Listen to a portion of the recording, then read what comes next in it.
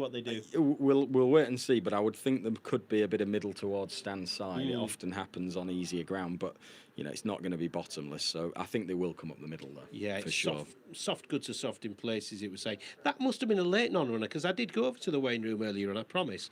Pop tipping, it must have come out recently then, was it? Probably within the last hour. It must, last hour, yeah. I've been at the stable. We'll double check, but I've crossed it. No, if you said it, it'll be right. It'll be right. Just briefly, anything else in this race you want to mention of the bigger price runners, maybe for further down the line as well? Maybe Only Dream Big further down the line? Only Dream Big's a filly to keep an eye on. She's going to be handicapped after today. She will have had 3 quick runs. I think there's been a bit of promise in each of her races so far. They've both been here at Carlisle. Obviously, she'll be running here for the 3rd time. Wouldn't be surprised to see her make up a little bit of ground. I suspect she wants a slightly longer distance, but she's been green in both of her runs and made up a bit of ground late on. So she could be a filly with a bit of improvement in her further down the line. We've got cheap pieces on Honora Unleashed for the first time today. That signals a little bit of intent, doesn't it, on the 3rd run, that the cheap pieces are fitted. She's finished mid-division at Kempton and Haydock so far. Looked quite green on both occasions, but it's interesting that they have gone with the cheap pieces today, because she rolled about a little bit under pressure last time. Do you think the BHA should have put a helpline on for tomorrow for these racing fans who are going without a bet tomorrow, Martin? Think they'll get through the day? We've got racing in Ireland, haven't we? Oh, yeah, they've got cork. Yeah, they've got cork. Yeah, stick to that type of cork tomorrow when you're struggling to fill your time. But yeah, not too many left to go in. We've got Alan Howes up in the commentary box, so let's join him now. Nora Unleashed completes the line. 2-year-old fillies ready. They're off. Racing over 6 furlongs here with Vega's Virtue and the newcomer Data Fata Circuitus, the two who are slowest into stride, although Data Fata Circuitus recovers pretty well. Out quickly and out fast was the favourite Arla Fernandez, who leads them early on from Peronaise, who's in the green and yellow colours. Tucked in behind them 3rd, White Cap Gwen's Girl. On the right with the gold sleeves, Nora Unleashed a bit deep on the course, and they're followed by Supremacy, who's on the left as we look at them in the orange and purple next to Data Fata Circuitus. Tucked in behind those at this stage is Only Dream Big. Thornaby Annie, a colour change, yellow colours, white face, 1.5 lengths in advance of Sweet Girl.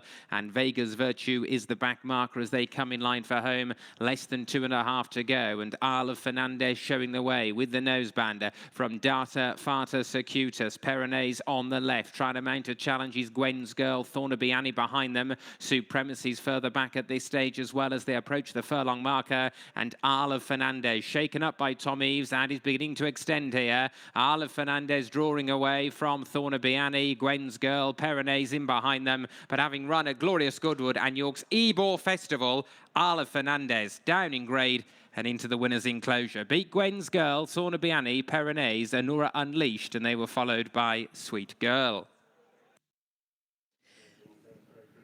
Yeah, that was Stephen Powell in the commentary box. So Isle of Fernandez is the winner from Gwen's Girl, who finished the race out well in 2nd. No match for this winner, who's bolted in. And Thornaby Annie did well in 3rd. That was a fair performance from that one.